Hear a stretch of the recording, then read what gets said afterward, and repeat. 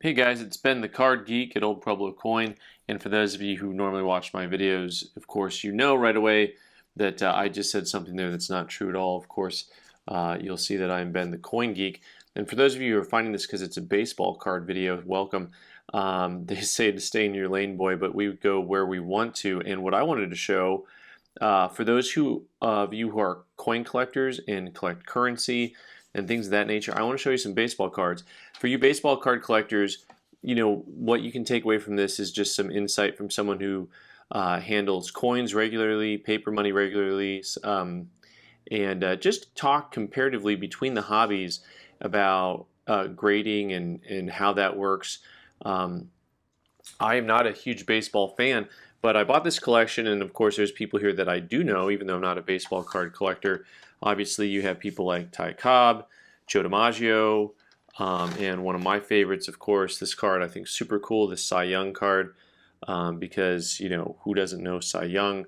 If you know a little bit about the sport, you know about Cy Young. So this is a fun deal. Lots of older cards and a bunch of newer cards also. But the thing that intrigues me the most about all of these is the way that PSA grades cards. And of course, this card you can tell has a ton of wear to it.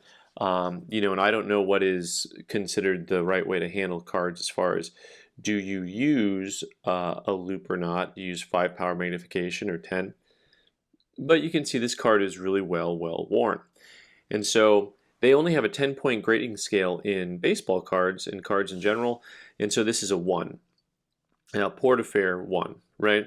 And so they do have some monikers that can change the level of oneness, but this is a well-worn card. You can see it's got just bends and folds and all this stuff in it.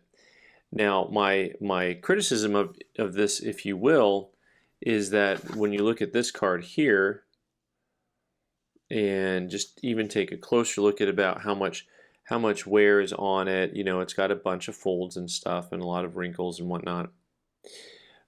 When you look at it though, it seems to be in much better condition than the other card, and yet it is also a 1. And then of course when you get to this card over here, this Ty Cobb, which has a great look to it, nice centering, nice color. You'll see a lot of handling again, right? So you see a lot of wrinkles and whatnot. So there are all of those. You know, but it appears to be a much higher quality card than the first card that we looked at overall.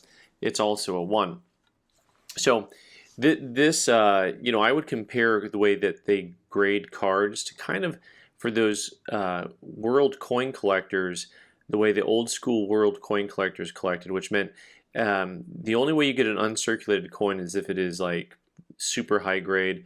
If it is not a nice looking coin, even if it might technically be uncirculated, they call it, you know, extra fine.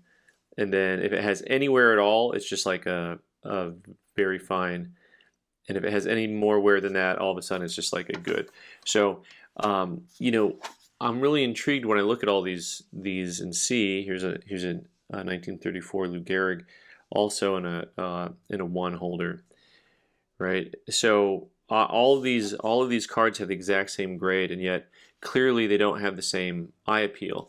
And so what I found is that unlike coins, where if you have something that's graded, or currency if it's graded, the eye appeal is of course a factor, but it's not quite as big of a factor as these are. Whereas, because you have 2 1s here, and yet you know, the card on the right clearly has a way superior look to it. And I've seen cards sell at very different price points with different eye appeal, right? So, you know, I don't know that I'm complaining at all about their grading scale. I'm just making observations about the fact that, you know, there's a whole lot of room on this grading scale, in my mind, to make some changes to, you know, just these cards, in my mind, these cards shouldn't all be the same grade, right? This Jackie Robinson also is a 1. And so I think that there could be just a little bit more nuance. I know no one wants to talk about more nuance. What's fun about these also, these PSA holders, is they come in different sizes, right? So you have, here's a card that's much bigger. This is cool. This is called a folder. And what's fun about this is you can see the fold right in the center. And that's because if you look on the back of the card, right here you have a whole nother player, and you have Frank Chance and John Evers on this card. And of course you can fold that over, and then all of a sudden the top half of the card changes, the bottom half stays the same, but you have two different guys, one batting and then one fielding, which is kind of cool. So, and they're both for the Cubbies here. You know, and what's also fun for me is just the way that these cards were produced. Here's another oversized one. But you know, they had very different things. I like these ones that have two players on them. There's something about the color combination they decided to use here that is, I think, pretty interesting. You know, once again, we have yet another one. And it's been a long time since I've handled any baseball cards.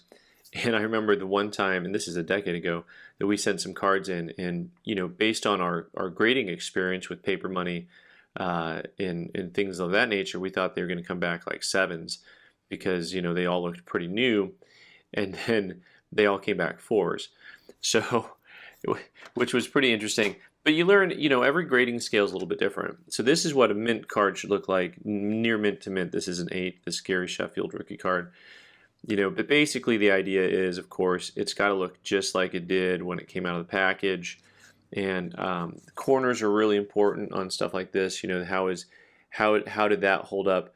All that little stuff on the edge is really important when you get to you know, these higher grades.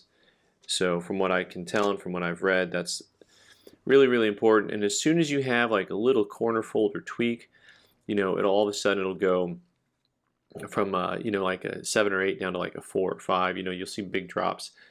I did find it interesting, in fact, when I was looking over this collection where we've got hundreds of cards, how few cards are graded 6 or 7.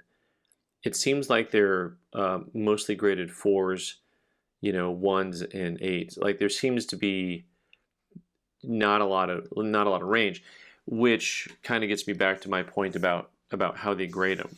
You know, which is to say, you know, all these cards have very similar grades to them. By the way, for some reason you're still watching this video, you know, there are links. If these cards are still available, they're probably on eBay or something like that. You can go ahead and check the links in the show notes and see. So all in all, some really neat stuff. I don't have the data points on all of these as far as value goes. I'm trying to remember, you know, some of the big swingers, big hitters here, of course. Pun intended, no pun intended. You know, this Ty Cobb could sell for 3,000 or 4,000 on that guy. And I'm trying to remember the Cy Young. I think the Cy Young was a little bit less money than that, but still I think it was a 4-digit card, as I recall. When we went through the collection originally, I had stuff priced out, but you know, there are literally hundreds of cards.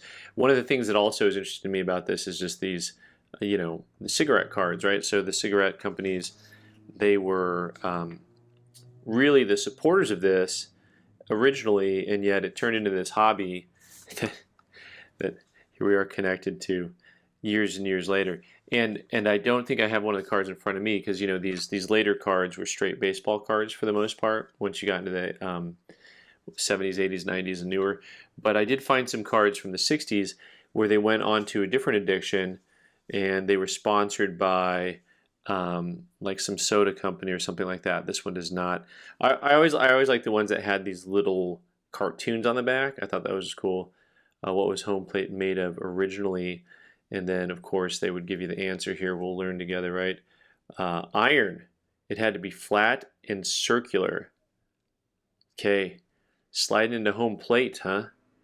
Let's make sure that thing's hammered all the way in so you don't kill yourself. I wonder if anybody had some pretty horrendous injuries sliding into those things. And let's see, we got more cigarettes. This one, more cigarettes. Ah, yeah, of course, we got to get on to our big league chewing gum. Of course, the chewing gum industry was all up in this too. All right, so fun stuff. Hey guys, thanks so much for watching. I've been the Coin Geek. You can subscribe by clicking on the owl button in the corner and watch more videos on the right side of the screen. Thanks.